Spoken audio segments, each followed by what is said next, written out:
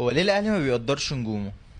رسميا علي معلول وعمرو السولية بره النادي الاهلي.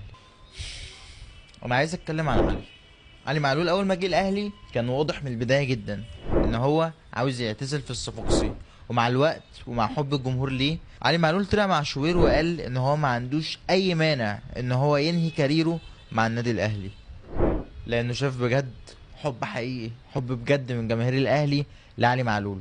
لو هنفكر هو ليه الاهلي استغنى عن علي معلول، هنقول مثلا هو علي معلول ما بيديش في الملعب. علي معلول اخر 3 ماتشات عامل 3 مساهمات ما عملهمش اي باك شمال من اول الموسم، ولا يحيى عطية الله.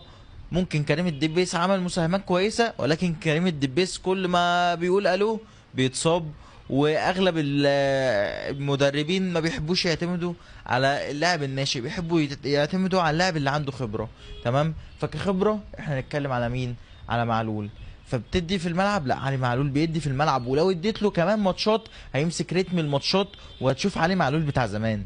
طب لو فكرنا في الماديات، وان انت تدي لعيب كبير في السن عنده 35 سنة تديله فلوس بالدولار والكلام ده، علي معلول في قمة مستواه جاله عروض من بيراميدز، جاله عروض من الدول الخليج ومن السعودية تحديدا. علي معلول رفض الكلام ده كله ليه؟ عشان النادي الاهلي. يعني علي معلول عنده استعداد يضحي بالفلوس عادي جدا. عشان مين؟ عشان النادي الاهلي.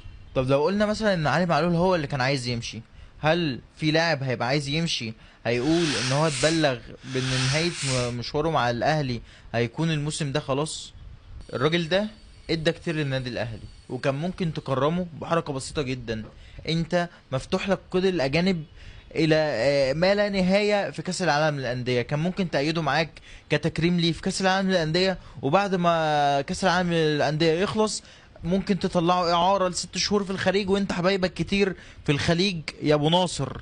تمام، كان ممكن تطلعه في الخليج وعادي جدا كان هيتألق مع اي فرقة بره، وهيرجع لك ماسك مستوى، ويرجع يختم مشواره مع النادي الاهلي عشان يبقى تكريم لاسطورة زي علي معلول. لما انت تعمل مع علي معلول كده، ازاي هتقنع لعيب صغير يبقى اسطورة في ناديك لما العيل الصغير ده بيشوف علي معلول يتعمل معاه كده؟ انا فين تقديري؟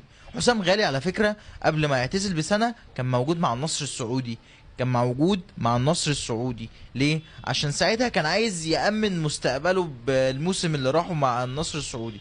فتمام، حسام غالي راح احترف بره ورجع اعتزل. طب ليه ما نعملش كده مع معلول؟ نطلعه يحترف بره، في الخليج او في اي حته بره النادي، ما دام انت عندك مشكله مع الاجانب، ويرجع اخر سنه ليه يختمها في الاهلي، ويبقى تكريم لشخصيه ادت للنادي الاهلي.